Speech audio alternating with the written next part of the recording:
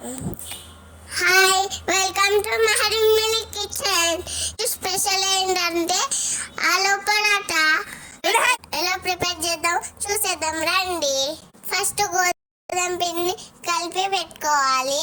తర్వాత క్యారెట్, పచ్చిమిర్చి, ఉల్లిపాయ, కొత్తిమీర అండ్ ఆలు మొత్తం మిక్స్ చేయాలి.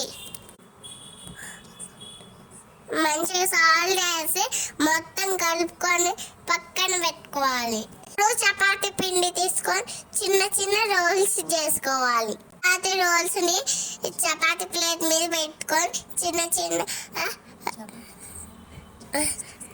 చపాతీస్ చేసుకోవాలి.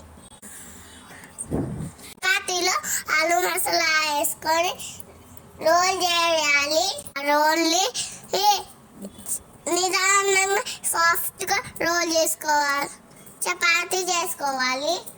రెడీ చేసుకున్న ఆలు పరాటాన్ని వేడి పెనం పైన వేయాలి.